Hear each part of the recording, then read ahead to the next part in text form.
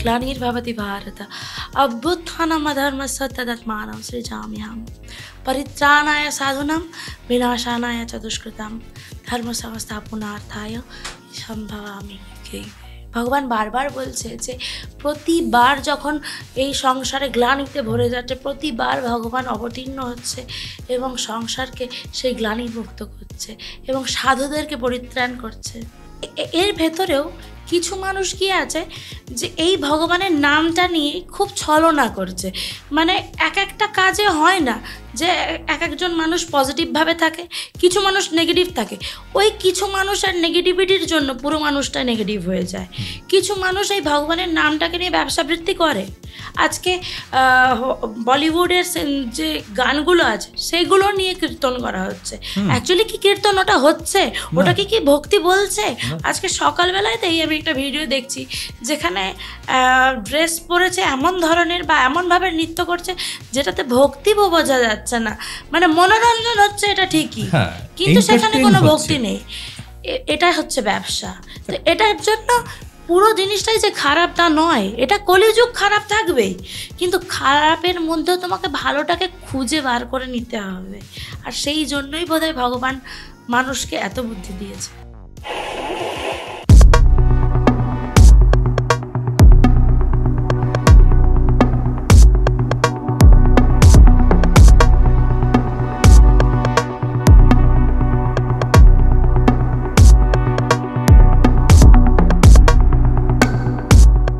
নমস্কার, happy sunrise পডকাস্টের আরও একটি নতুন পর্বে আজ আপনাদের স্বাগত।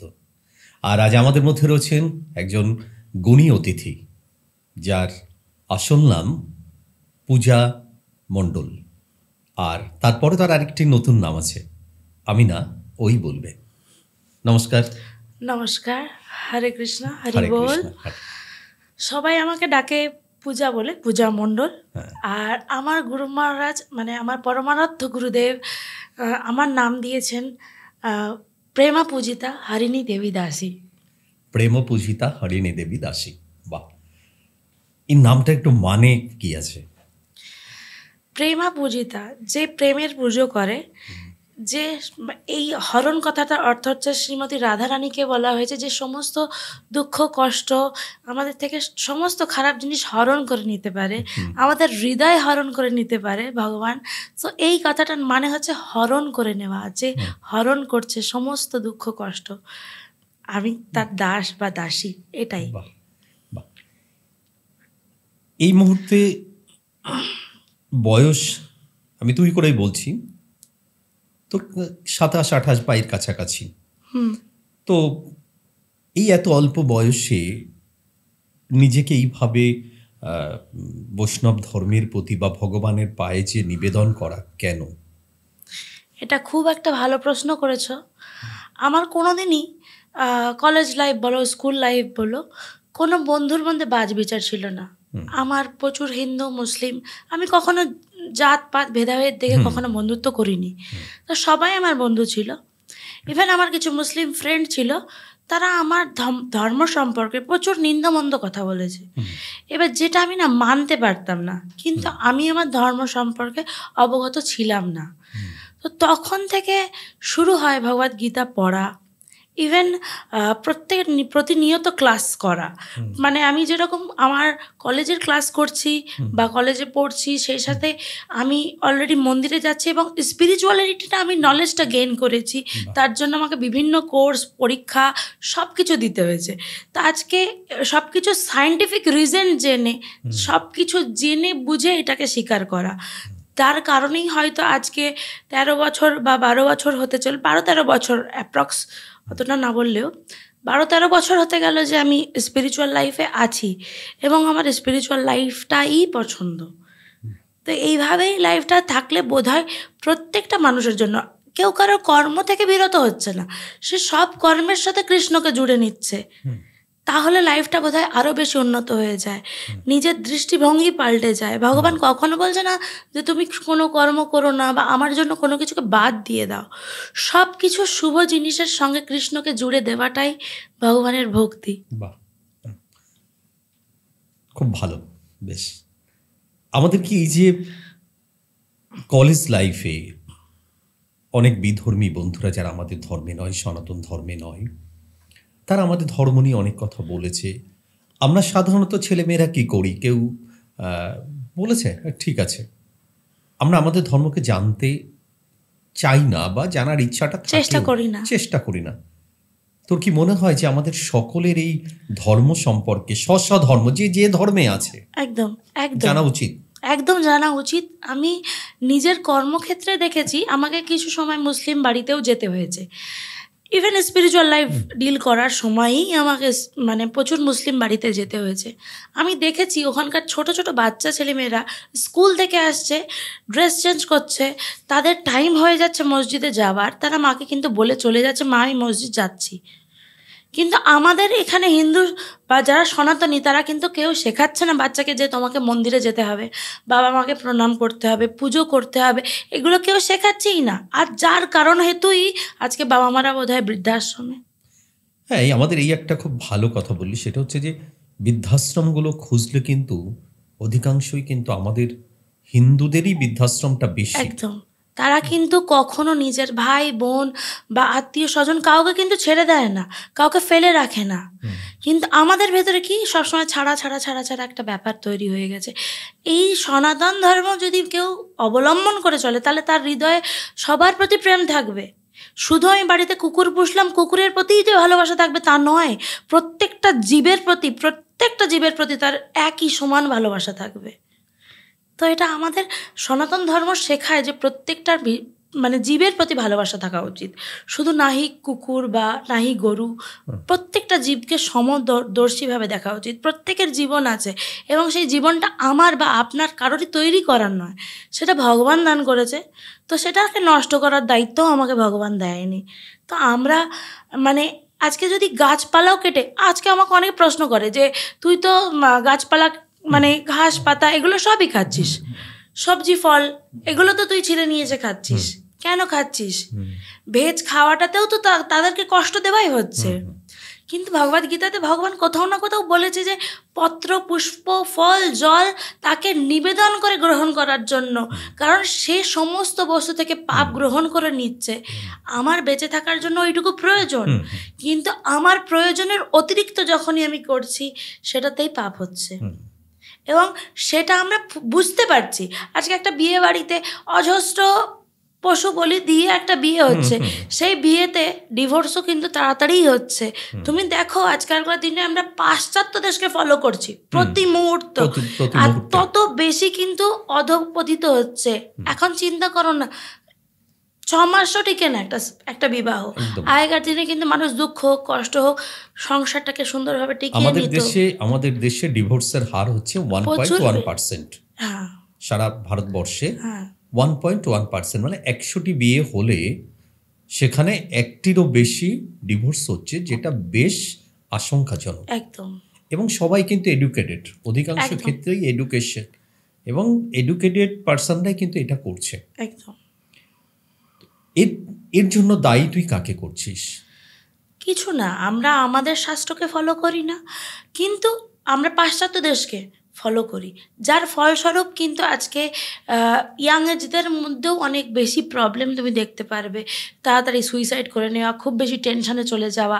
আজকে যদি স্পিরিচুয়ালিটি থাকতো তাহলে বোধহয় তারা এত টেনশানে এত ডিপ্রেশনে চলে যেত না, তারাও নিজের লাইফটাকে ব্যালেন্স করতে পারতো।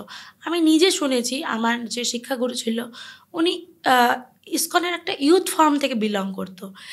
মানে ইউথদের মধ্যে প্রচারটা কেন করা হচ্ছে, তারা পড়াশুনো করছে, চাপে থাকছে, এবং সেটার ফলে কি হচ্ছে অনেক সময় তারা ড্রাগ এডিক্ট হয়ে যাচ্ছে। কিন্তু যখন তারা চ্যান্টিং করছে, তারা মেডিটেশন করছে, আমি নিজে মেডিটেশন করে তার রেজাল্টটা পেয়েছি, যার ফলস্বরূপ আমি বলতে পারি যে মেডিটেশনের কি লাভ। যখন সে মেডিটেশন করছে তার মাইন্ড আলাদা হয়ে যাচ্ছে, সে যখন ভগবদ গীতা পড়ছে তার মেন্টাল স্টেবিলিটি আরও বেড়ে যাচ্ছে।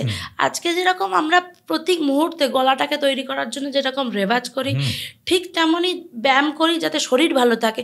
নিজের সোলটাকে ভালো রাখার জন্য আমরা কি করি? কিছুই না। তো সেই জন্য স্পিরিচুয়ালিটি দরকার। এই সাবজেক্টটাকে কেউ বোঝাই না আমাদের সনাতন ধর্মের বাবা মারা। যদি সেইটা থাকতো তাহলে হয়তো সব কিছু ট্র্যাকে থাকতো। আজকে যারা বিদেশি তারা আমাদের কালচারটাকে গ্রহণ করছে, হ্যাঁ। তারা শাড়ি পরছে, তারা তো শর্ট স্কার্ট পরে ঘুরে বেড়াতো, তারা তো হাতে একটা মদের গ্লাস নিয়ে ঘুরে বেড়াতো, তারা স্মোকিং করতো। আজকে আমরা ভাবছি ওটাতেই বোধহয় বিশাল একটা ফ্যাশন, কিন্তু না, ওটাতে আমাদের শরীর খারাপ হচ্ছে আরো বেশি। তাতে কি আমাদের কোনো জীবনের দুঃখ কষ্ট কমে গেছে? আজকে প্রচুর মানুষ প্রচুর ড্রিঙ্ক করে নিয়েছে, স্মোক করে নিয়েছে, তাতে কি দুঃখ কমেছে? কমেনি, আরো বরঞ্চ শরীরটা খারাপ হয়ে গেছে। কিন্তু সেইখানেই যদি কেউ একবার ভগবদ গীতার খুলে, আজকে ভগবদ গীতার পেছনে পর্যন্ত লেখা আছে যে আজকে মহাত্মা গান্ধী যখন কোনো বিপদে পড়তেন উনি ভগবদ গীতাটাকে একবার খুলে পড়তো, তখন তার ভেতর থেকে একটা সলিউশন ভগবান অবশ্যই রেখে দিয়েছে। এটা একটা ম্যানুয়াল, ভগবদ গীতাটা একটা ম্যানুয়াল। একটা মোবাইল কিনলে যেরকম একটা বই দেয়, একটা ল্যাপটপ কিনলে, একটা কম্পিউটার কিনলে একটা বই দেয় ছোট, যে কিভাবে চালাতে হবে, গ্যাজেটটা কিভাবে চালাতে হবে। তো ভগবান আমাদেরকে পৃথিবীতে পাঠিয়েছে আর সেই সাথে একটা ম্যানুয়াল বুক দিয়েছে, যেটা পড়ে, যেটা জেনে আমাদের লাইফটা ডিল করলে বোধহয় লাইফটা খুব স্মুথলি যায়। আজকে দুঃখ থাকবে, কষ্ট থাকবে, যন্ত্রণা থাকবে, কিন্তু তুমি উপলব্ধি কম করবে। আজকে যার কারণে যারা স্পিরিচুয়ালিটিতে থাকে তারা হয়তো হাজার দুঃখেও হাসতে পারে, একদম কষ্টটাকে সহ্য করার ক্ষমতা আছে, তারা মনে করে যেটা আমার কর্মফল বা ভগবান এটা। কিন্তু অন্য কোনো মানুষ হলে কি হবে, প্রচুর ডিপ্রেস হয়ে যাবে।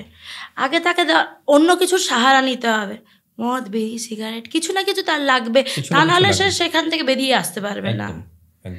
তো তুমি নিজেই ডিসাইড করতে পারবে যে কোনটা আমাদের জন্য বেটার, যে তুমি ডিপ্রেস থেকে এডিকটেশনের দিকে এগোবে, নেশা করবে, না তুমি ডিপ্রেস থেকে ভগবদ গীতা পড়বে, মেডিটেশন করবে, সেটাতে তো তুমি অনেক বেশি ভালো থাকবে। আজকে মানুষ অনেক বুদ্ধিমান, তো সেই জায়গায় মানুষ দেখে যে কোনটাতে তার লাভ বেশি। আজকে হয়তো দেখে মনে হচ্ছে আমি খুব ভক্তি করছি, কিন্তু আমি যখন থেকে ভেজ খাওয়া শুরু করেছি আমার শারীরিক কিছু প্রবলেম চলে গেছে। আমি যবে থেকে চ্যান্টিং করেছি তবে থেকে আমি দেখেছি, বছর 1-1.5 বছর বাদে গিয়ে দেখেছি আমি এক্সামের সময় যে পড়াটা পড়ছি সেটা আরও বেশি মনে রাখতে পারছি। সব কিছুর পেছনে একটা সায়েন্টিফিক রিজন আছে। তুলসী পত্র ভগবানের জন্য দিচ্ছি, হয়তো সেই তুলসী পত্র খাওয়ার ফলে তো আমার লাভ হচ্ছে। আজকে আমরা জানি তুলসীর গুণাগুণ কি, গুগল খুলে দেখিয়ে দেবে যে আজকে রাত্রেও অক্সিজেন দেয় বৃন্দা দেবী। তো সেখানে দাঁড়িয়ে তুলসী ধারণ করলে কি হয়, আজকে তুলসী এই যে এটা আমি পরে আছি, এটা ফলে কি হচ্ছে, এটার জলটা আমার সারা গায়ে লাগছে, মানে ডিসইনফেক্টেড হয়। তুলসীটা ইনফেকশন থেকে কিন্তু বাঁচায়, আমরা সবাই জানি, কিন্তু সবাই জেনেও বোঝার চেষ্টা করি না যে আমাদের ধর্মের মধ্যে কি আছে।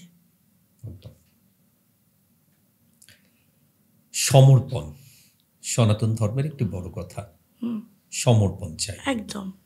এই সম্পর্কে কি বলবি? এই সম্পর্কে মানে বলার অনেক কিছু আছে, মানে বলার অনেক কিছু বলতে এটাই, যখন আমি ভক্তি জীবনে আসি তখন যখন প্রত্যেকটা জিনিস সম্পর্কে আমি একটু একটু করে জানতে শুরু করি, তখন মনে হয় যে মানে আমি এই জিনিসটা কেন আগে অ্যাডপ্ট করলাম না।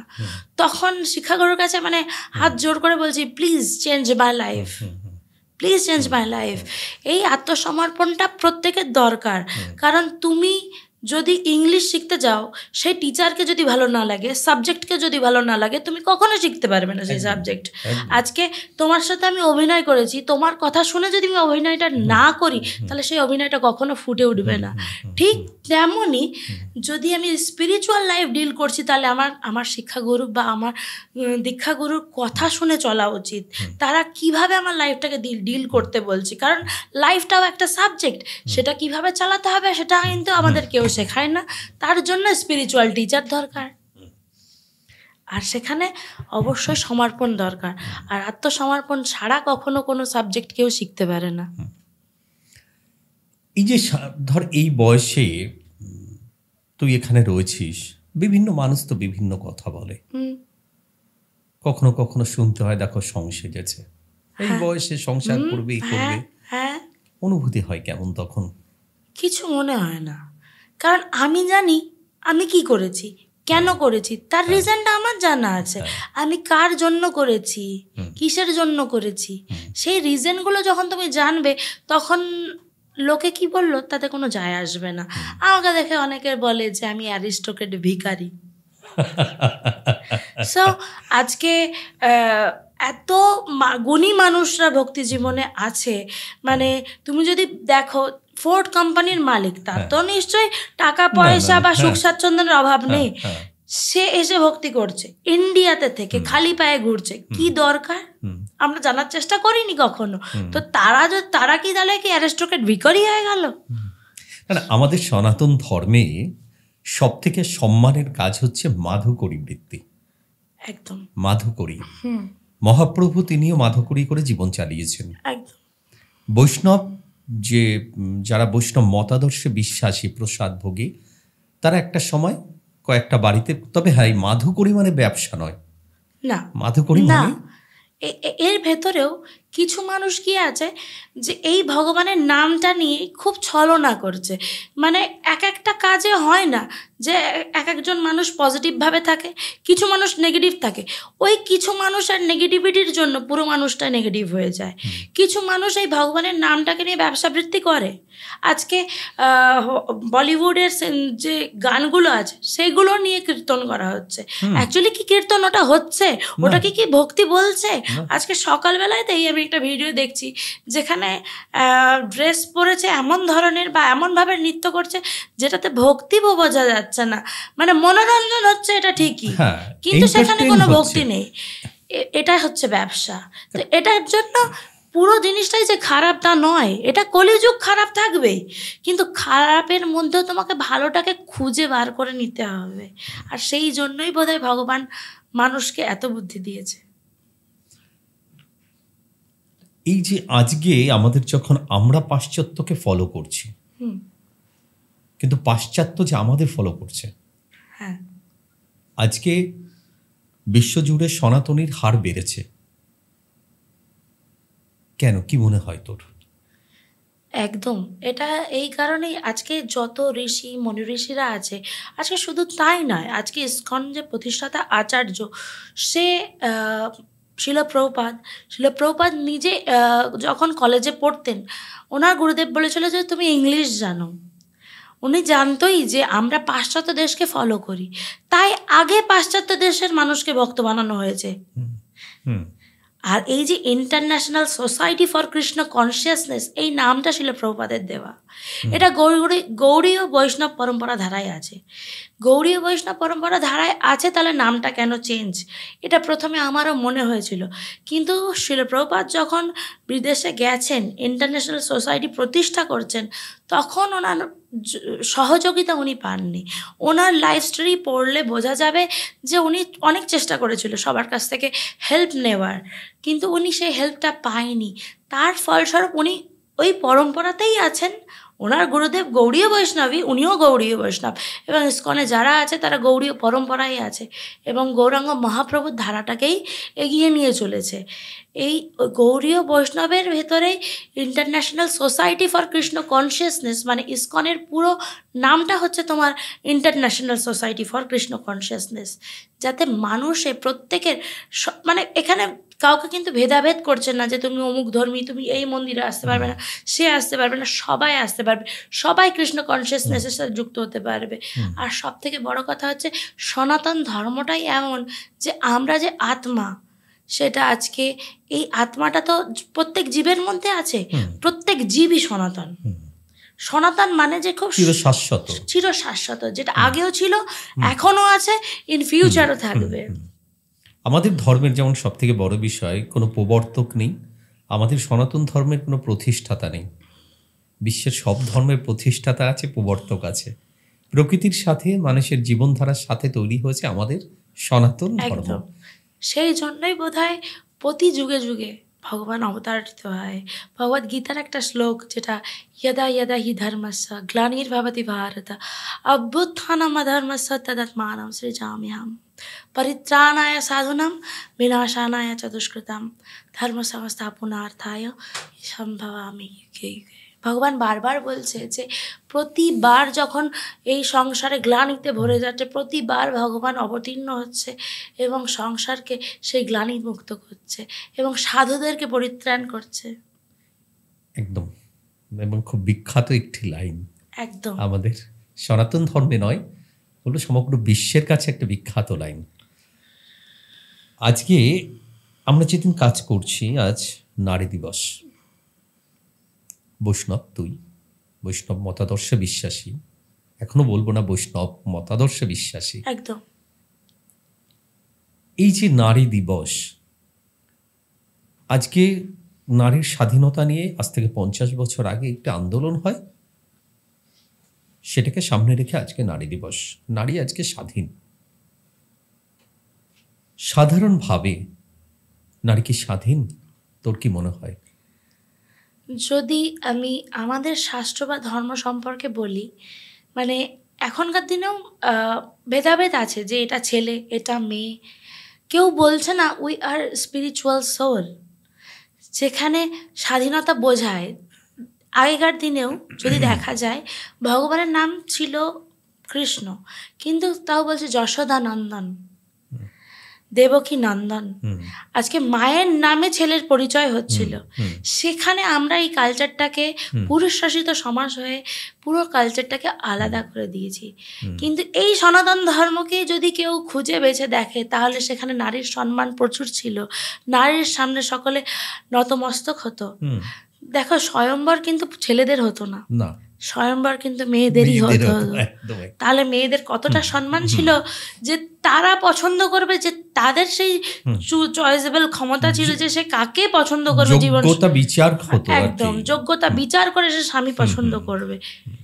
তো সেইখানে থেকে শুরু করে সীতা থেকে শুরু করে আমরা পঞ্চসতী যাদেরকে বলি আমরা, একদম একদম এখনো পর্যন্ত এইটাই আমি তোমাকে বলবো যে দেখো, যদি সনাতন ধর্মকে বা ওই ফিলোসফিটাকে যদি কেউ ধরে রাখতো, বা আমরা যদি ধরে রাখি, তাহলে এত প্রশ্ন, এই যে তুমি আমাকে এত প্রশ্ন করেছো যে আজকালকার দিনে ছেলেমেয়েরা খারাপ হয়ে যাচ্ছে, বা সনাতন ধর্মের কি দরকার, বা তুমি বলছো নারীদের সম্মান, এই সব কটা প্রশ্নের কিন্তু একটাই উত্তর। যদি কেউ সনাতন ধর্মী হয়ে থাকে, তাহলে সব কটা প্রবলেম কিন্তু এমনিই ক্লিয়ার হয়ে যেত।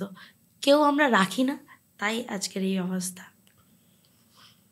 এই যে বিভিন্ন জায়গায় ট্রেন, বাস, বিভিন্ন জায়গায় প্রতি মুহূর্তে মেয়েদের প্রতি লাঞ্ছনা বাড়ছে। প্রত্যেক দিন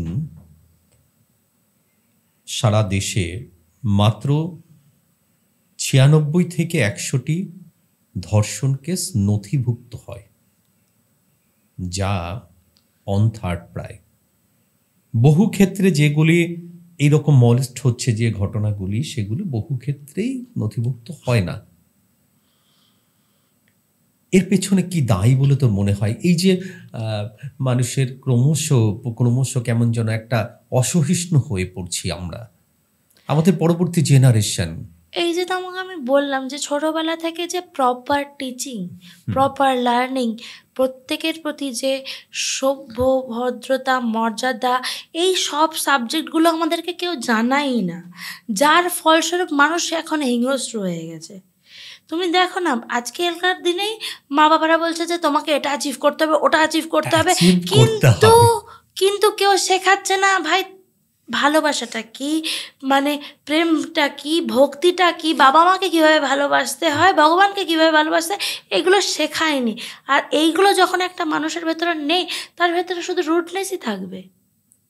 মানে আমরা এখন এই নোটে বিশ্বাসে হয়ে পড়েছি একদম। মানে আগে যেমন কি হতো, আমাদের সময় আমাদের একটা গল্পের বই পেলে আমরা পড়তাম, আমাদের স্কুলের বইগুলো প্রতিটা চ্যাপ্টার পড়তে হতো। আর এখন হচ্ছে নোট, একটা প্রশ্ন শুধুমাত্র। আমাদের জীবনটাও কি সেই নোটেই চলছে?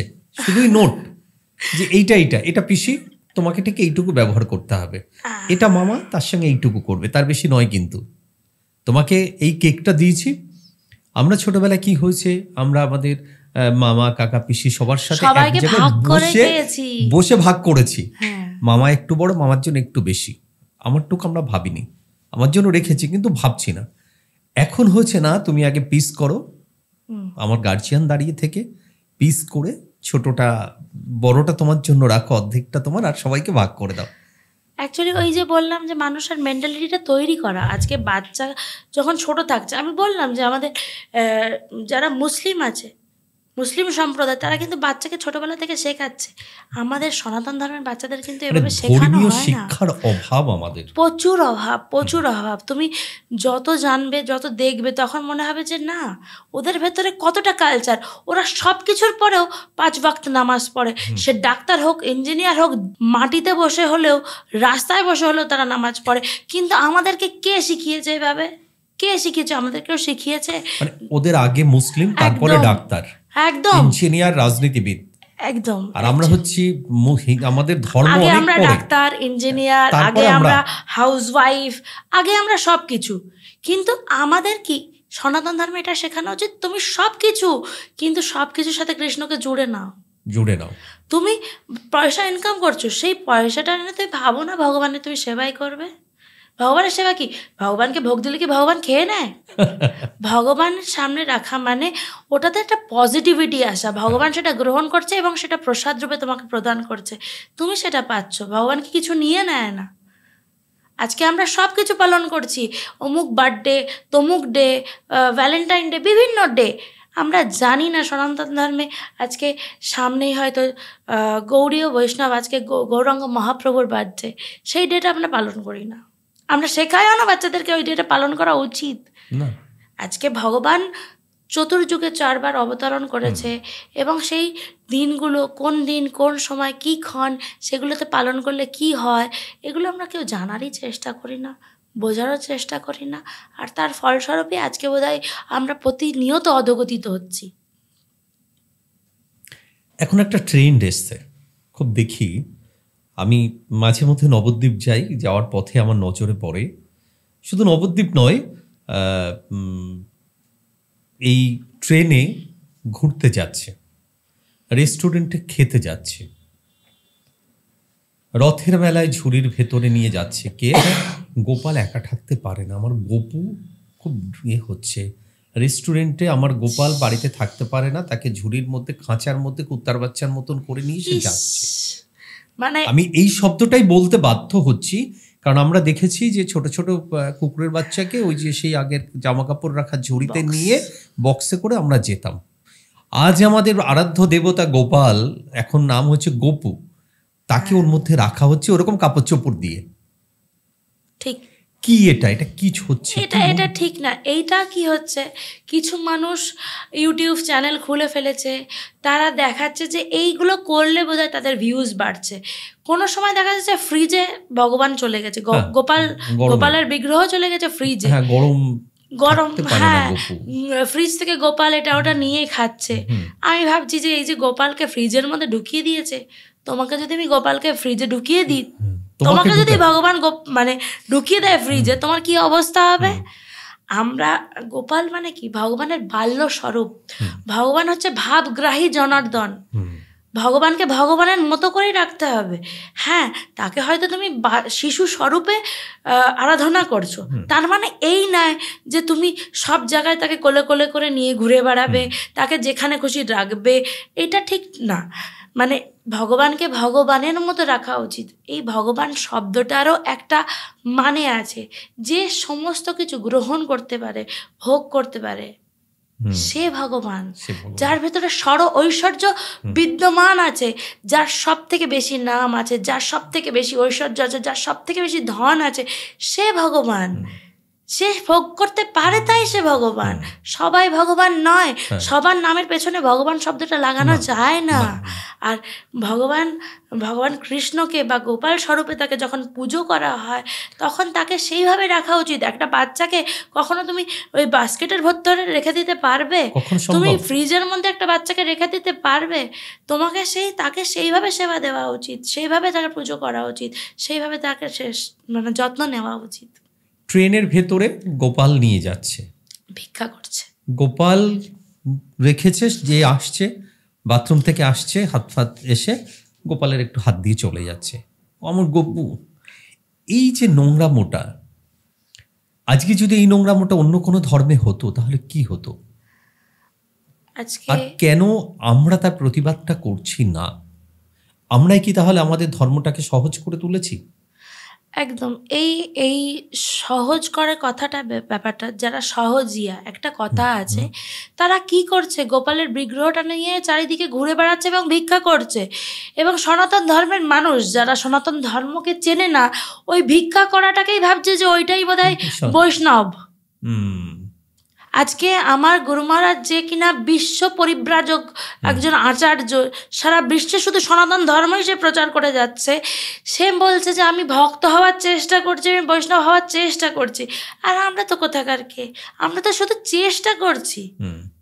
এই যে দীনতা, আমাদের ধর্মের এই দীনতাটাই তো আমাদের পুঁজি এক কথা। একদম চৈতন্য মহাপ্রভু বলেছেন যে আমানি না মানাদিনা কীর্তনিয়া সদাহারি। তো আমাদের চৈতন্য মহাপ্রভু মানে চৈতন্য অষ্টকামে আছে যে আমি ধন চাইছি না, আমি নারী চাইছি না, সৌন্দর্য কিছু চাইছি না, আমি শুধু তোমাকে চাইছি ভগবান।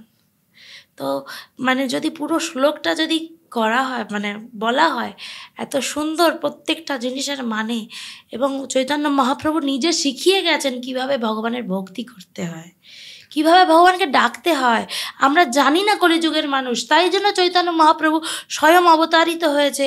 আজকে স্বয়ং শ্রীকৃষ্ণ রাধা ভাবিত হয়ে, মানে রাধারানী হচ্ছে ভগবানের সব থেকে বড় ভক্ত, আর রাধারানী জানে যে ভগবানকে কিভাবে ভক্তি করতে হয়। তাই জন্যই বোধহয় কৃষ্ণ তার ভাবটা চুরি করে গৌরাঙ্গ রূপে এসে আজকে সবার ভেতরে এই প্রেম ভক্তিটা দিচ্ছে, প্রদান করছে। এমনিই তো কলিযুগ শেষ হবে ভগবানের কল্কি অবতারে। এখনো পর্যন্ত ভগবান প্রেম দিয়ে বলেছে ভগবানের নাম করার জন্য, কিন্তু এর পরেও যদি ভগবানের নাম কেউ না করে, অধর্মই করে যায়, তাহলে হয়তো ভগবান অস্ত্র ধারণ করতে বাধ্য হবে, আবার সেই সাধুদেরকে বাঁচানোর জন্য আর বিশ্বকে মানে গ্লানিমুক্ত করার জন্য ভগবান আবার সেখানেই ফিরতে হবে তাকে। একদম। তো এই জন্যই বোধহয় চৈতন্য মহাপ্রভু, আজকে চৈতন্য মহাপ্রভুকে বলা হয় গোল্ডেন অবতার। মানে সে, আজকে আমরা স্বর্ণ কলিযুগে এসেছি, আজকে এরকম ব্রহ্মার কত কলিযুগে হয়তো চৈতন্য মহাপ্রভু অবতরণ করে না। আজকে চৈতন্য মহাপ্রভু যে অবতরণ করেছে, উনি যে ভগবান, তার যে প্রমাণ যে তাকে কেমন দেখতে হবে, তার কোথায় জন্ম হবে, ভগবান কোথায় কীভাবে জন্মগ্রহণ করবে, কোথায় কি অবতরণ করবে, সেটা অলরেডি আমাদের বেদে, আমাদের শাস্ত্রে লেখা আছে। চৈতন্য মহাপ্রভু যখন জন্মগ্রহণ করেছে, তার সেই প্রমাণগুলো ছিল যে সে কতটা লম্বা হবে, তার গায়ের রং কেমন হবে, তার বাবা মার নাম কি হবে, এবং সে এসে প্রেম ধর্ম প্রচার করে গেছে। কোথায় কোন চিহ্ন থাকবে, একদম। তবুও তো মহাপ্রভু বলছেন আমি সবটা পারিনি। একদম, তাই জন্যই তো ভগবান বলছে ভগবানের থেকে তার নাম বড়, তার থেকে তার ভক্ত বড়। সেই কারণেই হয়তো আজকে শিল প্রভুপাদ তার একনিষ্ঠ ভক্ত এবং তার হয়তো দূত, যার কারণে আজকে পাশ্চাত্য দেশে যাদের হাতে হয়তো বিড়ি মদ সিগারেট ছিল, যারা শর্ট স্কার্ট পরে ঘুরে বেড়াচ্ছে বা হয়তো মদ খেয়ে ফ্ল্যাট হয়ে রাস্তায় পড়ে আছে, সেই মানুষগুলোকেই আজকে ভক্ত তৈরি করেছে। তারাই শাড়ি পরছে, তারা আমাদের কালচারকে গ্রহণ করছে। আমি মায়াপুরে গেছি, হয়তো গোপী ড্রেস পরে গেছি, বলছে এটা কি ইন্ডিয়ান কালচার, তুমি কেন এসছো এটা পরে? একদম। তো তখন আমি তারপর থেকে যখনই ধামে যাই চেষ্টা করি শাড়ি পরে যাওয়ার। ওটা আমার কালচার, ওটা আমার গৌরাঙ্গ মহাপ্রভুর কালচার, ওটা আমার বাংলা ভাষাটা আমার কালচার, যেখানে ভগবান বাংলা ভাষায় বলে গেছেন কথা কলিযুগে। তো এটা আমাদের কালচার। জীবনের এই সময়টা, পুরোটা সময় তুই এখন ধর্মের প্রতি, বিশ্বাসের প্রতি, ত্যাগের প্রতি আছিস। জীবনে এমন কোনো ঘটনা আছে যা বেশ স্মরণীয় হয়েছে এই পারপাস? এরকম প্রচুর ঘটনা আছে, মানে যদি বলি তার ভেতরে সত্যি এটা একটা মানে উপলব্ধি এবং কি বলবো, মানে অ্যাচিভমেন্ট বলা যায়। একদিনকে মানে প্রথম যখন মানে ভগবান যখন ভক্তি জীবনে আসছি, কিছু প্রুভ এরকম যে আমি বাড়ি থেকে না বলে চলে গেছিলাম মায়াপুর। আমি জানি ওখানে আমাদের পিকনিক হবে, আমরা চলে আসবো, জাস্ট ওখানে প্রসাদ পাবো, চলে আসবো। এবার আমি ভেবেছি যে সন্ধ্যেবেলার মধ্যে অন্তত বাড়ি চলে আসবো। বাড়িতে বলেছিলাম, যেহেতু যেতে দেবে না সেহেতু বলেছিলাম যে এই মসলন্দপুর যাচ্ছি। অ্যাকচুয়ালি দুটো রাস্তা যে আলাদা সেটা আমি জানতাম না। তো হয়েছে কি, মায়াপুর গেছি, এবার অলরেডি আসার সময় বাস রাস্তা দিয়ে মানে প্রচুর জ্যাম প্রচুর। এবং আসতে পারছি না। বাড়ি আসতে গিয়ে যে কত বাধা বিপত্তি আসছে, আমি বলছি হে ভগবান। আর তার মধ্যে থেকে আমার বাড়ি থেকে, আমার দিদার বাড়ি থেকে, ওই বাড়ি থেকে মানে ফোন এসেই যাচ্ছে কন্টিনিউ যে আমি কোথায়। এইবার অলরেডি বাড়ি 11টা বাজছে, 12টা বাজছে, আমি তখনও বাড়ি ঢুকতে পারিনি। এবার 1টা বাজে, মানে এত আনন্দে রয়েছি মায়াপুর থেকে আসার পর যে আমি ওই 1টার সময় রাস্তায় নেমে গেছি। একটু ভয় লাগছে, কিন্তু তার মধ্যে দিয়েও আনন্দ উপভোগ করছি যে যে আমি আজকে ভগবানের সামনে নৃত্য করছিলাম বা এই স্পিরিচুয়ালিটিটাকে আনন্দ পাচ্ছিলাম, যে খুব ভালো লাগছিল। ওই রাস্তায় যে একা আছি সেটা উপলব্ধি করতে পারছি না। কিছু দূর এগিয়ে দেখছি একটা আমি না একটা ভ্যান যাচ্ছে বর্ডারের দিকে। আমি নেমেছিলাম ঠিক বিএসএফ ক্যাম্পের মোড়ের ওখানে। তা এবার নেমেছি, তখন ওই ভ্যানওয়ালাটাকে জিজ্ঞাসা করছি যে আপনি যাবেন? তো তখন ভ্যানওয়ালা বলছে যে সামনে দেখো গোবিন্দদা আছে। তো তখন আমি বলছি যে গোবিন্দদা আছে? তো সামনে আরেকটু এগিয়ে গেলাম, মিষ্টির দোকানের কাছে গেলাম, গিয়ে বলছি এখানে গোবিন্দদা কে আছে, আপনি যাবেন? আমি 1 নম্বর গেট যাব। এবার বলেছি, এইবার গোবিন্দদা এসেছে, ভ্যান চলছে, আমি ভ্যানে বসেছি, কিন্তু ভ্যানটা মানে ভ্যানটা চলছে, আমি তার সাথে কথা বলছি। আমি বলছি জানেন তো কাকু, এরকম বাড়ি থেকে না বলে চলে গেছিলাম, সবাই আমার উপরে খুব রেগে আছে। ওই গোবিন্দদা রিপ্লাই দিচ্ছে যে তুমি যাও, কিছু হবে না, অসুবিধা নেই। তা আমি না এতটা টেনশানে ছিলাম যে বাড়িতে সবাই আমাকে ফোন করছে, কিন্তু আমি মানে এত পাজল হয়ে গেছি যে আমি না ওই ওনার দিকে তাকায়ও নি, জাস্ট ভ্যান থেকে নেমেছি, ওনাকে টাকা দিয়েছি, তাড়াতাড়ি বাড়ি ঢুকেছি। ঢুকেই দেখছি সবাই রেডি আমাকে বকবে বলে। এবার বাড়ি তো গেলাম, আমাকে বিশেষ সম্বর্ধনা দেওয়া হলো, মা মেরে, বাবা বকে, আরও কত কি হয়ে বলছে তোর গলা তুলসীর মালা ছিঁড়ে দেবো। দেন আমি বলছি যে ঠিক আছে ছিঁড়ে দাও, কোনো অসুবিধা নেই, পরের দিন আবার কিনে নিয়ে আসবো, এটা বলছি। এবার পরে যখন এইসব পালা চুকে গেল, সব বকাঝকা চলছে, এবার একটা মিথ্যে কথা বলেছি তার জন্য 1 মাস আত্মীয় স্বজন পাড়া প্রতিবেশী সবাই বকেছে যে তুই না বলে গেছিস কেন। গেল সেই ঘটনা তো গেল, কিন্তু পরে যখন ওই গোবিন্দদাকে খুঁজেছি, ওই গোবিন্দদাকে কিন্তু কোথাও পাইনি।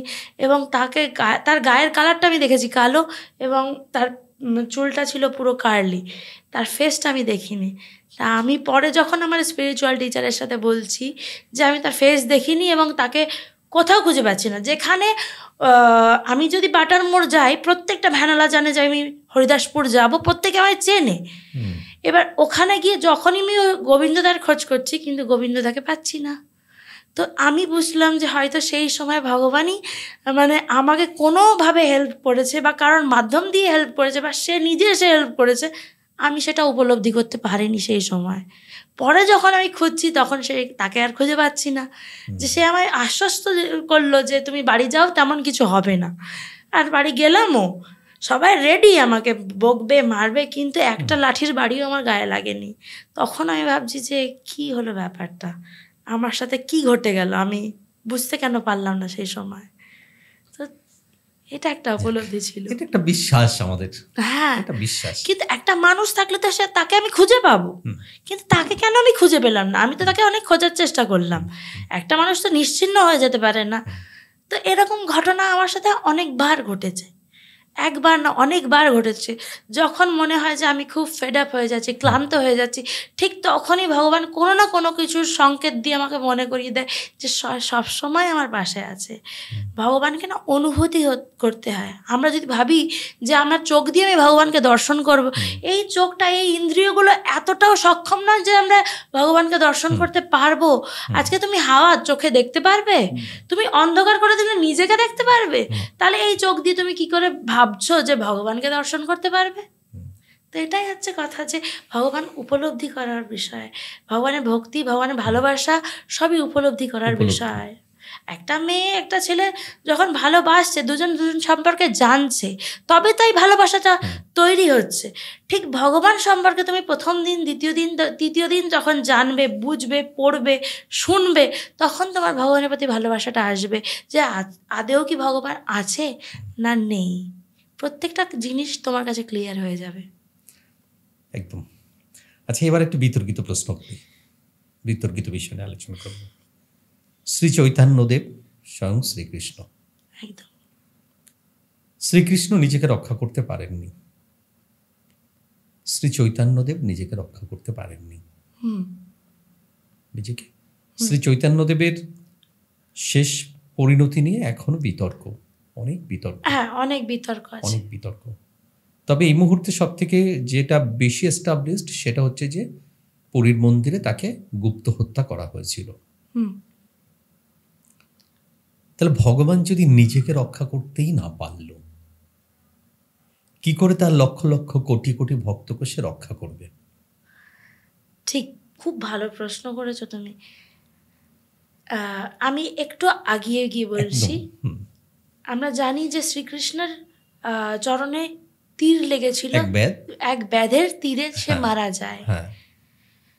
ভগবান যখন কুরুক্ষেত্রের যুদ্ধ শেষ হয়, যখন মানে আজকে কৌরবের মাতা, কৌরব মাতা গান্ধারী, উনি যখন ভগবানকে অভিশাপ দিচ্ছে যে তোমার জন্য আমার মাতৃত্ব শব্দটাই চলে গেল, আমি মা হয়েছি, আমার 101টা পুত্র, তারা আমাকে মা বলে ডাকছেন না। ভগবান কিন্তু সেই মাতার অভিশাপ কিন্তু গ্রহণ করেছে যে তোমার জন্য তোমার যদুবংশ ধ্বংস হয়ে যাবে, যদুবংশ ধ্বংস হয়ে যাবে, তোমার মৃত্যু এইভাবে হবে। এই যে অভিশাপটা ভগবান গ্রহণ করেছে এবং ভগবান গ্রহণ করেই সেটা দেখিয়েছে। এই যদুবংশ ধ্বংস হওয়ার পেছনেও কারণ আছে। ভগবানের যে যদুবংশ ছিল তারা সব দিক থেকে সমৃদ্ধ ছিল, কিন্তু তারা ভগবানকে ভগবান বলে মানছিল না এবং তারা অধর্মের কাজ করছিল। কিন্তু এখানে তো আর একটু বলি, নারায়ণী সেনা শ্রীকৃষ্ণের, শ্রীকৃষ্ণ জানতেন যে কুরুক্ষেত্রের যুদ্ধে, ভাগবত বলে শ্রীকৃষ্ণ জানতেন যে কুরুক্ষেত্রের যুদ্ধে সমস্ত সেনারাই মারা যাবে এবং পাণ্ডবদেরও প্রচুর সেনা মারা যাবে, পঞ্চপাণ্ডব ব্যতীত কেউ থাকবে না পৃথিবীতে, কারণ করে নতুন একটা যুগের সঞ্চার হবে। তাহলে কেন তার নির্দোষ নারায়ণী সেনাকে কুরুক্ষেত্রের যুদ্ধে কৌরবদের সঙ্গে দিলেন? এটা কি তাদের সঙ্গে বিশ্বাসঘাতকতা নয়? কি বলবে? না, এটা বিশ্বাসঘাতকতা নয়। যখন অর্জুন গেছিল, অর্জুন এবং এদিকে তোমার হচ্ছে দুর্যোধন, দুজনেই গেছিল ভগবানের কাছে। তো ভগবান তখন দুপুরবেলায় বিশ্রাম নিচ্ছে, তো দুর্যোধন বসেছিল ভগবানের মুখের সামনে, চোখের সামনে, যাতে ভগবান চোখ খুলেই দেখতে পায়, মাথার কাছে। আর অর্জুন বসেছিল একদম চরণের কাছে, যেখানে হচ্ছে সমর্পণ, যেখানে সমর্পণ, যেখানে ভক্তের থাকার কথা, সেখানেই অর্জুন ছিল, অহংকার ব্যতীত, যে সে আমাকে দেখবে, দর্শন করবে। এবার একটা মানুষ যখন মানে ধরো শুয়ে আছে, শুয়ে থাকলে কি হবে, আগে তো তোমার নিজের চরণের দিকে চোখ যাবে। তো ঠিক যখন ভগবান চোখ খুলেছে তখনই অর্জুনকে দেখতে পেয়েছে এবং অর্জুনকে বলেছে তোমার কি চাই, তোমার নারায়ণী সেনা চায় না আমাকে চায়? তখন অর্জুন নিজেই বেছে নিয়েছিল যে তোমাকে চাই মাধব, তোমাকে চাই।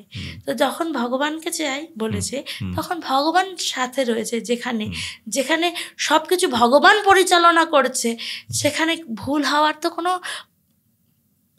অবশ্যই আসে না, মানে সেখানে কোনো ভুল হবেই না। যেখানে কৃষ্ণকে নিয়ে কোনো কাজ হচ্ছে সেখানে বিজয়ী হবেই। কিন্তু তাহলে নারায়ণী সেনা কেন বিনা কারণে মারা গেল? শ্রীকৃষ্ণের ছেলে, সেও তো শ্রীকৃষ্ণ সঙ্গ দেয়নি, কৌরব সেনায় গিয়ে যোগ দিয়েছিলেন। ওটা তো কৌরব সেনা ছিল।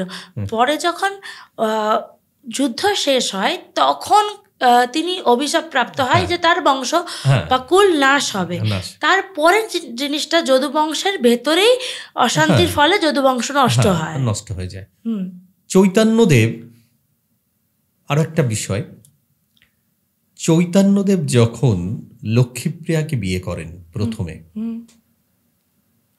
লক্ষ্মীপ্রিয়াকে বিয়ে করেন এবং তিনি কিন্তু লক্ষ্মীপ্রিয়ার সাথে সংসার করলেন।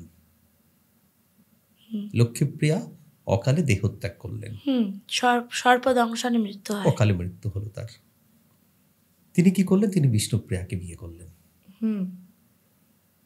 কিন্তু একজন সুন্দরী যুবতী রমণীকে বিয়ে করার কয়েক কিছুদিনের মধ্যেই হুম তাকে ছেড়ে তিনি কিন্তু গৃহত্যাগ করলেন। হুম সাধারণ মনে একটা প্রশ্ন যে তাহলে কেন তুমি বিষ্ণুপ্রিয়ার জীবনটা নষ্ট করলে? তাকে তুমি বিয়ে করলে, তাকে ছেড়েই বা তুমি কেন গেলে? যদি তুমি সন্ন্যাস ব্রত নিতে তাহলে তো তখন নিতে পারতে, হুম যখন লক্ষ্মীপ্রিয়া মারা গেছিল। কেন করলে না? তার মায়ের আদেশ, তার মায়ের আদেশ এবং যজ্ঞে, আমরা যখন সনাতন ধর্মের যজ্ঞে বসি তখন কিন্তু আমাদের মানে স্বামী স্ত্রী একসাথে বসার কথা উল্লেখ আছে। এবং এরকম বিশেষ কোনো যজ্ঞের জন্য এবং তার মায়ের আদেশ পালন করার জন্য তাকে আবার গৃহস্থ হতে হয়। এবং যখন তিনি সন্ন্যাস নেয় তখন বিষ্ণুপ্রিয়ার কাছে ক্ষমা চেয়ে নেন উনি, এবং মায়ের কাছ থেকে পারমিশন নিয়ে তারপর সে সন্ন্যাস গ্রহণ করে। এবং তিনি আরও দেখিয়ে দিয়েছিলেন যে আমি সন্ন্যাস নিয়েছি বলে যে সবাইকে সন্ন্যাস নিতে হবে তা নয়। তিনি নিত্যানন্দ প্রভুকে বললেন যে তুমি গৃহে ফিরে যাও, তুমি কখনোই সন্ন্যাস গ্রহণ করবে না, তুমি মানুষকে অদ্বৈত শিখিয়ে প্রভুকেও দেবে। পাঠিয়ে দিলেন। হ্যাঁ হ্যাঁ অদ্বৈত প্রভুকেও তো উনি ঘরে পাঠিয়ে হ্যাঁ, দিলেন। অদ্বৈত আচার্য তো ওনার থেকে বড় ছিলেন। কিন্তু তাকে তো হ্যাঁ গৃহে পাঠালেন। হ্যাঁ, তাকে গৃহে তার পাঠিয়ে কারণ দিলেন। তখনও তার কামনা শেষ হয়নি। হ্যাঁ, এবং সে বললেন যে গৃহে থেকেও, সংসারের থেকেও যে ভগবানের নাম সাধন ভজন করা যায় সেইটা মানুষকে শেখাতে। আজকে চৈতন্য মহাপ্রভু সন্ন্যাস নিয়েছে, তাহলে আমরা কি ভাবতাম যে হয়তো ধর্ম করতে গেলে সবাইকে সন্ন্যাস নিয়ে নিতে হবে। কিন্তু উনি কী করলেন, নিত্যানন্দ প্রভু এবং অদ্বৈত আচার্য সকলকে বললেন যে সংসার ধর্ম পালন করো, এবং সেই সাথে সংসারের সাথে কিভাবে কৃষ্ণ কনসিয়াসনেসে বা কিভাবে ভক্তিতে থাকা যাবে, কিভাবে ভগবানকে ডাকা যায় সেইটা মানুষকে শেখাও। তো সেই কারণেই হয়তো তিনি সন্ন্যাস নিলেও কিভাবে গৃহস্থভাবে থাকতে হয় সেটাও শিখিয়ে গেছেন। তো এটা তো বলতে পারি, যদি সে লক্ষ্মীপ্রিয়া মারা যাওয়ার পর সন্ন্যাস নিতেন তাহলে আমরা হয়তো বলতাম যে, আমরা যেটা বলি এখনো সাধারণ মানুষেরা, যে বউ মারা গেছে সেই দুঃখে সন্ন্যাস হয়েছে, এটা তো হতে পারতো। এটাতে একটা বিতর্কিত বিষয়। বিতর্কিত বিষয়। তাহলে সর্বোপরি এখন একটা জায়গাতে বলবো যে ধর্ম আচরণটা কেমন হওয়া উচিত আমাদের? ধর্ম আচরণটা কেমন হওয়া উচিত? সকলকে সমান দর্শন করা উচিত, প্রত্যেকটা জীবের ভেতরে প্রেম দর্শন করা উচিত। কারণ আজকে তুমি চিন্তা করো না, একটা জীবিত দেহ, একটা মৃত দেহর মধ্যে কী তফাৎ আছে? তার ভেতরেও সব কিছুই কিন্তু আছে, কিন্তু কি নেই যার জন্য তাকে মৃত বলছো? তাহলে উই আর সোল, যেটা আত্মা, যেটা সায়েন্টিস্টরা পরীক্ষা করে দেখেছেন যে একটা মানে মুমূর্ষ রোগীকে কাঁচের ঘরের মধ্যে রাখা হয়েছে এবং কাঁচের জারটা বাস্ট করে, এবং তখন তারা বিলিভ করে যে আমরা দেহ নই, আমরা আত্মা। আর আত্মা যখন আমরা নিজেকে বিচার করছি, ভাবছি, তখন কিন্তু কোনো ভেদাভেদ আসছে না। কোনো ছোট বড় বা কোনো জীব, কোনো পিঁপড়ে, মশা, মাছি, এনিথিং যা অ্যালাইভ আছে তার ভেতরে আত্মা এবং পরমাত্মার বাস রয়েছে। তাহলে সেই জিনিসটাকে কখনো ছোট হিসাবে দেখা যায় না, উচিত না। সনাতন ধর্মাবলম্বী যারা আমরা, আমাদের কি সকলের ধর্মচারণ করা বা আমাদের শিক্ষাক্ষেত্রে ধর্ম, এটার কি প্রয়োজনীয়তা আছে? একদম শিক্ষাক্ষেত্রে ধর্মের অনেক প্রয়োজন আছে।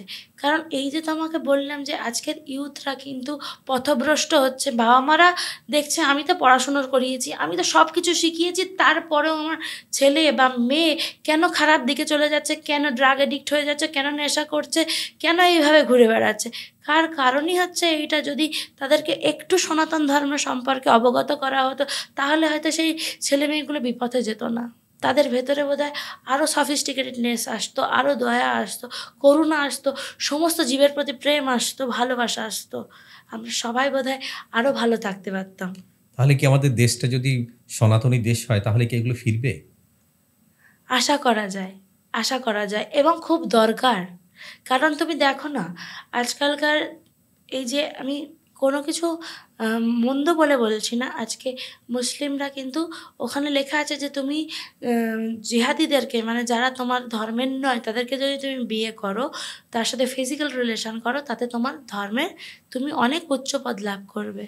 আজকে হিন্দু মেয়েরা জানতেই পারছে না যে তারা কোথায় চলে যাচ্ছে, কি করছে। লাভ জিহাদ। হ্যাঁ, তো সেহেতু যদি সনাতন ধর্মীরা এগুলো আগে থেকে শেখাতো তাহলে এই কাজগুলো হতোই না। কিন্তু সনাতন আজকে যদি আমাদের ভারতবর্ষ সনাতন ধর্মাবলম্বী হয়, তাহলে তো ব্রাহ্মণ্যবাদ আবার মাথা চাড়া দেবে। হ্যাঁ, এটা একটা বিষয় যে আজকালকার দিনে ব্রাহ্মণ যাদেরকে আমরা খুব বলি, মানে ব্রাহ্মণ না আসলে পূজা অর্চনা হবে না। ব্রাহ্মণ তো একজনই ছিল, রাবণ। তা সে ছিল একজন প্রকৃত ব্রাহ্মণ। তারপরে যারা ব্রাহ্মণ এসছে তারা কি ব্রহ্মচর্য রক্ষা করে না, তারা ব্রহ্মবিদ্যাও করে না। হ্যাঁ, তারা প্রতি মুহূর্ত জীব হত্যা করে গ্রহণ করছে, নেশা করছে।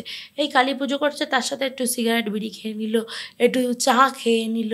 আচ্ছা, কোন জায়গায় লেখা ছিল যে ব্রাহ্মণরা এগুলো ভোজন করবে, ভক্ষণ করবে?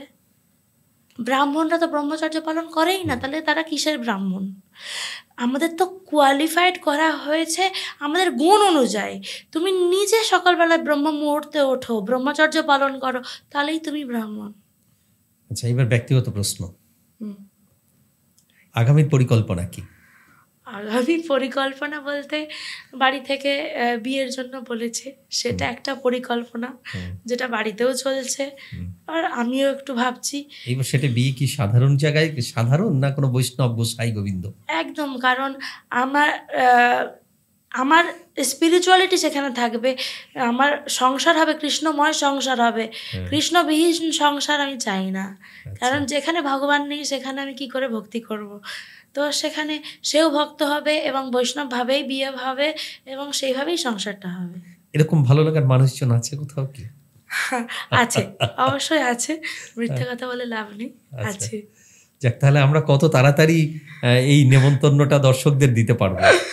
খুব তাড়াতাড়ি আশা করা যায়। আমরা কি তারপরে কি পূজা আবার ভুলে যাব?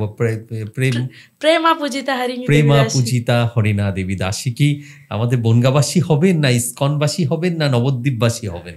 কি হবেন বলে মনে হয়? আশা করা যায় কলকাতাবাসী হবে। তাহলে কি করে হবে? আমরা তো যেহেতু আমরা একজন বৈষ্ণবকে নিচ্ছি, তাহলে তো আমরা আশা করবো নবদ্বীপ পুণ্যধাম। অ্যাকচুয়ালি বৈষ্ণবদেরকে ভগবান, মানে ভক্তদেরকে চারিদিকে ছড়িয়ে থাকাটাই ভালো, কারণ চারিদিকে যত বেশি প্রচার হবে তত বেশি ভক্ত হবে। গুরু মহারাজ যখন দীক্ষা দিয়েছিলেন তখন একটাই কথা বলেছিলেন, আমি কিছু চাই না, তুমি যতটুকু জানতে পেরেছো ততটুকু মানুষের ভেতরে জানাও, প্রচারের সাথে অংশগ্রহণ করো। তো আজকে কলকাতাতে বোধহয় কলির প্রভাবটা অনেক বেশি, সেখানে প্রচারের প্রয়োজন আছে। কলির ক আর কলকাতার ক তাই একদম এক জায়গায় আছে, তো সেখানে বোধহয় আমার। কলকাতার অবস্থা তো ভালো না, বলছে তো যে কোনো সময় প্রাকৃতিক বিপর্যয়ে কলকাতা সবার আগে ধ্বংসপ্রাপ্ত হবে, এবং সেটা মনে হয় এই দশকেই। সমুদ্রের জল বৃদ্ধি হতে পারে, ভূমিকম্প হতে পারে, এক্ষেত্রে কি হবে তাহলে? না, সেটা নিয়ে আমি ভাবিনি। তবে তুমি যেটা বলছো যে এটা ডেস্টিনেশন, বিয়েটা তো তোমার কোথায় হবে সেটা তো মানে ভগবান লিখে রেখেছে, যেখানে হওয়ার সেখানেই হবে। তো আশা করি বোধহয় কলকাতাতে হবে। আচ্ছা, কলকাতাতে হবে। আচ্ছা, লাস্ট প্রশ্ন, আমরা শেষের দিকে চলে এসেছি। কৃষ্ণ অর্থ কি? কৃষ্ণ কে? কৃষ্ণ কেন কৃষ্ণ? কিসের কৃষ্ণ? কবে কৃষ্ণ? কৃষ্ণ কথার অর্থ হচ্ছে কর্ষক, যিনি আকর্ষণীয়, মানে যে সমস্ত পৃথিবী সমস্ত কিছুকে, মানে সমস্ত গ্যালাক্সিকে আকর্ষণ করছে, যে নিজেদের দিকে সব কিছুকে আকর্ষণ করছে, যে কর্ষক, তাকে বলে কৃষ্ণ। কেন কৃষ্ণ? কৃষ্ণ এই কৃষ্ণ শব্দের মধ্যে দিয়ে সে সব কিছু যেরকম আকর্ষণ করছে, এবং তার ভেতরে সব থেকে ওই যে বললাম ঐশ্বর্য পূর্ণ রয়েছে, যার কারণে সে হয়তো ভগবান শ্রীকৃষ্ণ। যাক, অবশ্যই অনেকক্ষণ কথা হলো, এবং সর্বশেষ জানলাম কৃষ্ণ কি। আর একটা বিষয় নিয়ে বলবো শেষ করতে এসেও, এই যে যারা গোপাল নিয়ে সংসেজে বেড়াচ্ছে, হ্যাঁ, তাদের উদ্দেশ্যে কি বলার আছে তোর? দেখো, এটা তো শাস্ত্রে বা লেখাই ধর্ম আছে। নিয়ে যারা মানে খেলা করছে, তুমি ধর্ম পালন করতেই হবে, তোমার এমন বাধ্যবাধকতা নেই, কিন্তু ধর্মকে তুমি উপহাস করো না বা হাস্যকর বানিও না। একদম। এই এই গোপাল নিয়ে ঘুরে বেড়ানো, গোপালকে ফ্রিজে কীর্তনে রাখা, ফ্রিজে রাখা, এগুলো তো গোপালকে ঠিক ট্রেন নয়। সফর করানো, রেস্টুরেন্টে তুমি চিকেন খাচ্ছে গোপালকে পাশে রেখে। হ্যাঁ, এইটা তো ঠিক না যে গোপালকে পাশে রেখে চিকেন খাওয়া, বিশেষ করে এই সব জায়গায় গোপালকে নিয়ে যাওয়া। হ্যাঁ, তুমি হয়তো থাকতে পারছো না তোমার বাড়িতে, 2-4 দিনের জন্য থাকতে পারছো না, তখন হয়তো তুমি ভগবানকে নিয়ে গেলে, সেটা আলাদা ব্যাপার। সেখানে তুমি তার ভোগ লাগালে, সেইভাবে সেবা পূজা করলে যতটা সম্ভব। আজকে ট্রেনের মধ্যে, বাসের মধ্যে তো আমরা বাড়ির মতো করে ভক্তি করতে পারবো না, তবে ট্রেনে বাসে যে যতটা সম্ভব ততটুকু করতে পারবো। তো সেইভাবে ভগবানের সেবা পূজা করা উচিত। কিন্তু তাই বলে সব জায়গায় ভগবানকে বাস্কেটে করে নিয়ে ঘুরে বেড়ানো উচিত নয়। এটা তার অবমাননা করা হচ্ছে যে তাকে সব জায়গায় নিয়ে ঘুরে বেড়াচ্ছি। হ্যাঁ, ভগবানকে নিয়ে কখন যাওয়া উচিত? যখন তুমি তার সেবা করতে পারছো না, যখন তুমি বাধ্য যে বাড়িতে কেউ নেই, তখন তাকে হয়তো তোমাকে নিয়ে যেতেই হবে, তাই জন্য তুমি তাকে নিয়ে যাও। কিন্তু ভগবানকে এরকম সব জায়গায় নিয়ে গিয়ে রেস্টুরেন্টে এখানে ওখানে সেখানে বসিয়ে রাখা উচিত না। আর এই যে ভগবানকে নিয়ে ঘুরে বেরিয়ে ভিক্ষা করা, এগুলো উচিত না। এগুলো এক ধরনের অপরাধ হচ্ছে। ভগবানের ভক্তির বদলে এটা অপরাধ হচ্ছে। আমরা দেখি এটা দশবিধ নাম ধাম অপরাধের মধ্যে পড়ছে, যে ভগবানের নাম নিয়ে ব্যবসা করছে। এটা অপরাধ, এটা করা উচিত নয়। মানুষের পাপ যদিও খণ্ডে যায়, কিন্তু অপরাধ কখনো খণ্ডায় না। লাস্ট শেষ প্রশ্ন, এই মুহূর্তে বেশ অল্প বয়সী ছেলে মেয়েদের, বিশেষ করে মেয়েদের দেখছি তারা তিলক বা রসকলি কাটছে।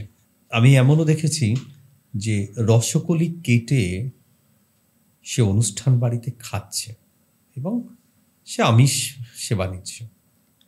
কেন রসকলি? কি রসকলি? এই যে তিলকটা ধারণ করা, তিলক পরিধান করা বা তিলক ধারণ করা, তিলকটাকে বলছে ভগবানের চরণ, এবং তিলকের নিচে যে বিন্দুটা রয়েছে ওটাকে বলছে ভগবানের চরণের তুলসী। যেটাতে এই তিলক প্রত্যেক দিন ধারণ করার মাধ্যমে বা কণ্ঠী ধারণ করার মাধ্যমে আমি প্রত্যেক দিন নিজেকে আগে ভগবানের চরণে অর্পণ করছি। আর ভগবানের চরণে অর্পণ করার পরে মাছ মাংস খাওয়া কি যায়? এই অপরাধ, এই পাপগুলো কি করা উচিত? সাধারণ মানুষই বুঝতে পারবে যেগুলো উচিত নয়। তাকে জিজ্ঞাসা করলে সে বলছে এটা আমার ভালো লাগে। হ্যাঁ, কেউ আবেগে আবেশে এসে কখনো ভক্তি করা উচিত নয়। প্রত্যেকটা কাজ করার আগে যেরকম সব কিছু জেনে করা উচিত, আজকে তিলক কণ্ঠী ধারণ করার আগেও জেনে নেওয়া উচিত এটা কেন করছি, কী জন্য করছি। তার জন্য ক্লাস করা উচিত, জানা উচিত, পড়া উচিত। তাহলে এটার সঠিক অর্থ বোঝা যাবে। এটা কোনো সাজ নয় যে আমি এটা সেজে নিলাম। আরে এটা জানবো কোথা থেকে, কোন বই পড়বো এর জন্য? অবশ্যই আমি তো অবলম্বন করেছিলাম, প্রথম গীতা পড়েছিলাম, এবং শ্রীমদ্ ভাগবত গীতা। শ্রীমদ্ ভগবদ গীতা আমাদের ন্যাশনাল বুক, যেটা আমাদের এটা জাতীয় ইসকন থেকে ফ্রি দেওয়া হয় আর কি। ফ্রি দেওয়া হয় না, এটা কিনেই নিতে হয়। আচ্ছা। যেটা ফ্রি দেওয়া হয় সেটার কোনো মূল্যবোধ থাকে না, সেটা বাড়িতে ফেলে রেখে দেয় মানুষ। যেটা মূল্য দিয়ে মানুষ কেনে সেটার দাম মানুষের কাছে অনেক। আমি বলবো প্রত্যেক দিন গল্পের বই তো মানুষ পড়ে, সব সময় যে তোমাকে খুব ভালো করে বসে পড়তে হবে তার কোনো দরকার নেই। বাট আমি তো ঘুমানোর আগে গিয়ে 2টো শ্লোক পড়ে ঘুমাতাম, এরকম করে পড়েছি, কিন্তু পড়েছি, জেনেছি। ভগবদ্গীতা শুধু তুলসী দিয়ে পুজো করার জন্যই নয়, সেটা জানার জন্য, লাইফে অ্যাপ্লাই করার জন্য। যাক, ভগবত গীতার একটা শ্লোক দিয়ে আমরা আজকে শেষ করব। মন্মনা ভব মদ্ভক্ত মজ্জাজিমাম নমস্কুরু মামে বৈশসী সত্যং তে প্রযোজ্যতি প্রণশ্যতি মে। তুমি আমাতে চিত্ত অর্পণ করো, আমার ভক্ত হও, আমার পুজো করো, আমাকে নমস্কার করো। এই শ্লোকটা বা এই কথাটা ভগবান শ্রীকৃষ্ণ অর্জুনকে বলেছিল যে আমাকে সমস্ত কিছু নিবেদন করতে। এবং যখন ভগবানকে সমস্ত কিছু নিবেদন করা হচ্ছে, সব কিছুর মধ্যে থেকে ভগবান খারাপটা নিয়ে আমাদেরকে ভালোটা দিচ্ছে। আর আমাদের জীবনটা যখন আমরা ভগবানকে অর্পণ করছি, জীবনের সমস্ত খারাপগুলো হয়তো ভগবান গ্রহণ করে নিয়ে শুধু ভালোটা, শুধু আনন্দটাই দিচ্ছে। হয়তো সেই কারণেই একজন ভক্ত বিভোর থাকে, আনন্দে থাকে, শান্তিতে থাকে। মানে এক কথায় ভাগবতের মূল বিষয়টা হচ্ছে সমর্পণ করো। তুমি সমর্পণ করলে তুমি ভালো থাকবে, এটাই শেষ কথা। একদম। তো বন্ধু, আমরা কিন্তু আজকের পর্ব এখানে শেষ করব। তার আগে পূজার কাছে বলবো, আপনাদের যদি ভালো লাগে তাহলে পূজাকে অবশ্যই বলবো আগামীতে কিন্তু আবার বসতে হবে আরও একটা বিষয় নিয়ে। অবশ্যই আমাদের সনাতন ধর্মের কোনো একটা বিশেষ বিষয় নিয়ে আমরা আলোচনা করব। একদম। আমরা এরপরে আপনাদের অনুরোধ পেলেই আমরা কিন্তু আবারও ডাকবো আমাদের স্টুডিওতে পূজাকে। আরও একটা কথা আপনাদের বলি, আপনি যে কোনো বিষয়ে অভিজ্ঞতা সম্পন্ন মানুষ হতেই পারেন। ইতিহাস হোক, ভূগোল হোক, বাংলা হোক, লৌকিক হোক, অলৌকিক হোক, ধর্ম হোক, যে কোনো বিষয় বা আপনার জীবনের এমন কিছু ঘটনা, এমন কিছু অভিজ্ঞতা যা সবার থেকে একটু আলাদা, এই রকম কোনো বিষয় থাকলে আপনি অবশ্যই কিন্তু আমাদের সঙ্গে গল্প করতে আসতেই পারেন। আর আপনার সেই অভিজ্ঞতার গল্প আমরা দেখাবো আমাদের দর্শকদের। তো বন্ধু, আজ এ পর্যন্ত। হ্যাপি সানরাইজ পডকাস্টের পক্ষ থেকে আবারও আপনাদেরকে শুভেচ্ছা জানাই। নমস্কার, আজ এ পর্যন্তই। ভালো থাকুন এবং দেখতে থাকুন আমাদের হ্যাপি সানরাইজ পডকাস্ট। নমস্কার। রাধে রাধে। রাধে রাধে।